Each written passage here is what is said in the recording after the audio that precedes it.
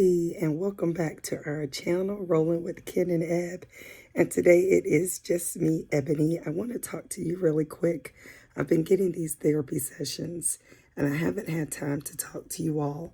I've been like wide open, going from therapy session to therapy session, from treatment to treatment from the neurological center. And I haven't been able to give you guys any feedback. So really quick, I just want to give you a little feedback on what I've been doing, what's been working.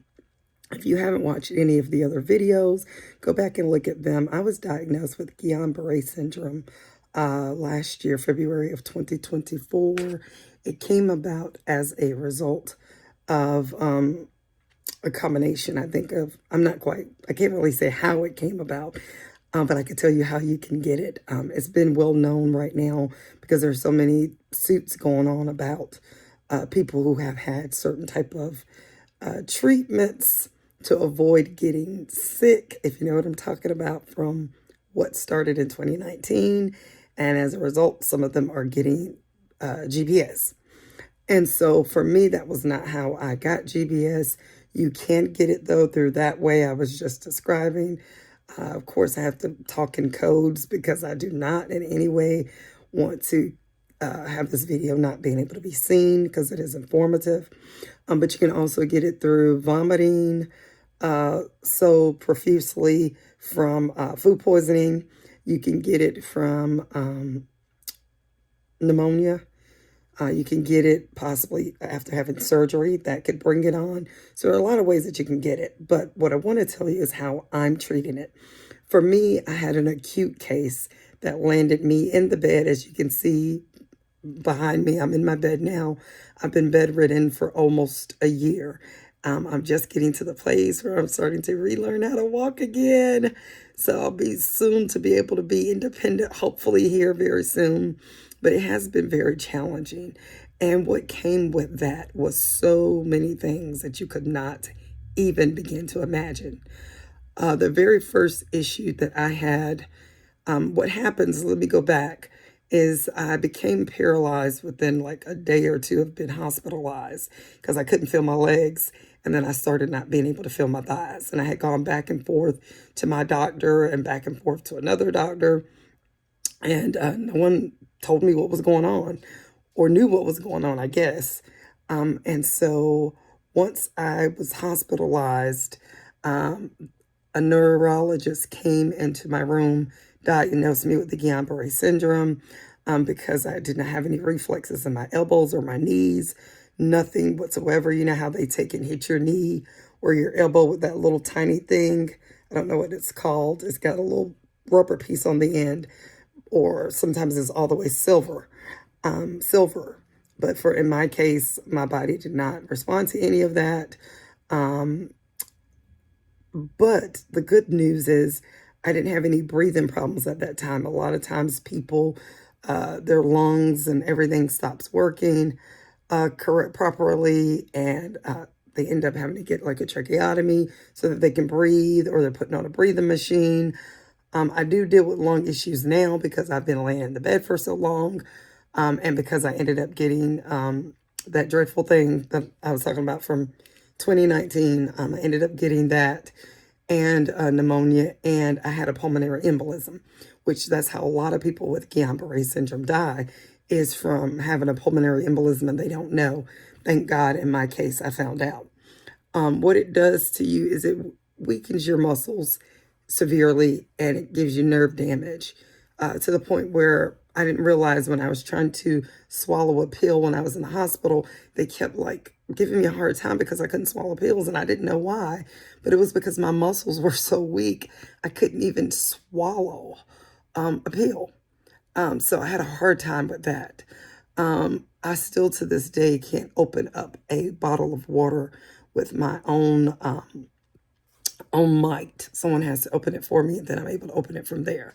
So I say all that to say to you that this thing is real, but our God is realer, and this innovative, non-invasive ways now is even real as well. and they help so much. So what I've decided to do is take matters in my own hands. And I was able to locate, by the grace of God, someone who has a neurological center that they do a lot of non-invasive treatments. Because as a result, I ended up getting neuropathy, which is this horrible pain in your hands and feet. It's hard for me to touch things, grasp things. Sometimes I can't tell I'm touching things because my hands and fingers are numb all the time. So are my feet. They're in pain and numb at the same time. It's weird. Unless you've had neuropathy, you won't really get it or understand it. In my case, it's so acute that sometimes I can't even have cover laying on my feet because that's how bad my feet hurt. Or sometimes with my hands, they hurt so bad that makes it hard for me to relearn how to walk because I have to put so much pressure on my hands, the palm of my hands, and on my fingers, put weight in them. And sometimes the pain is so great, it's hard to put the weight down on the walker to help aid me in walking. With the feet, same thing. There's so much pain. Sometimes it's hard to put that pressure on the bottom of the feet, or it's hard to put on shoes so that you can walk. It's just so many little things that this Guillain-Barre syndrome has caused. Also because I've been laying in the bed for so long, again with my lungs, so I cough a lot. I have a lot of mucus. It almost sounds like I'm choking at times when I'm coughing. I'm not. It's just there's so much mucus that's trying to come up. I had to be put on a nebulizer for breathing because of the issue with the lungs and because I had gotten that dreadful thing that most people don't want that came out and started happening, around 2019. So with all of that being said, I am using non-invasive therapy, something called soft wave therapy, shock wave therapy, and it is working. After my first session, oh my gosh, I felt like a new person. My knees were really stiff and hurt really bad because I have a lot of inflammation. And so it was hard for me to bend them, to even try to bend them. And when you want to walk, I know this is hard to understand or stand, not unless you've had to relearn how to walk or stand. Your feet have to go so far up under you so that you can sustain the push and the lift of the weight to bear down on your feet. And so for me, I couldn't bend my knees back far enough up under me to maintain my weight so that I could stand because I was always in so much pain. But once I got that soft wave, shock wave therapy, the first treatment, I sprang up like Jack in the Box. It was amazing to see. And my husband was even like, wow, whoa, you're doing so much better. And that was because I was not in as much pain. That was after my first treatment. Now I've had my second treatment, and I go back to therapy on tomorrow, and I'll know from after the second treatment how I feel.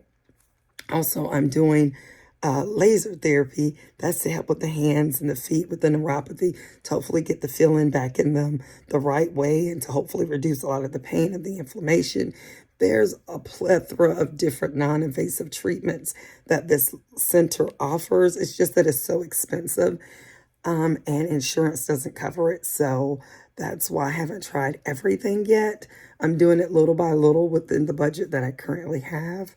But it's just been amazing. So just wanted to let someone know, anyone who's out there that's suffering from this disease, only 1 in 100,000 person gets it. There is help and hope for you. There are some non-invasive treatments. I hope you get to see this YouTube video.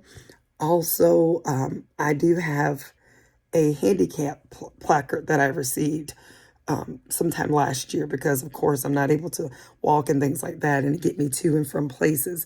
And I could tell you I found that to be even challenging. Challenging with finding parking, challenging with finding places that even are equipped for someone with a disability, with a wheelchair, a ramp. I mean, it's amazing. So I'm going to fight the power with that too, about how we can get these things better for individuals who are dealing with disabilities, whether it's permanent or temporary, because it's just so unfair and it's so difficult and so inconvenient to not have a place to park for a place that you want to go to, whether it's your grocery store or restaurant or a mall or the doctor's office, and you only find 1 or 2 parking spaces and you're fighting and circling 100 times to find somewhere to park, or somewhere where the ramp is broken or it's cracks all in the the ramp, or there's one elevator and maybe it's out of service or it's barely working. I mean, the list could go on, and I'm not complaining. I'm saying all this to say I'm fighting for individuals because I have a newfound love to support those individuals who are dealing with a disability, whether it be permanent or whether it be temporary. But I just wanted to update you guys on how my therapy sessions have been going.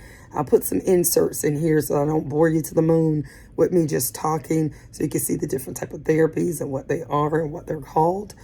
There's so much more to discover at this particular neurological center that I'm going to. They do a lot of brain research, where they do examinations, non-invasive, just to look at your brain and see what's going on, because I have had some trouble with fogginess and a little bit of memory loss from the Guillain-Barre Syndrome because of the neurological.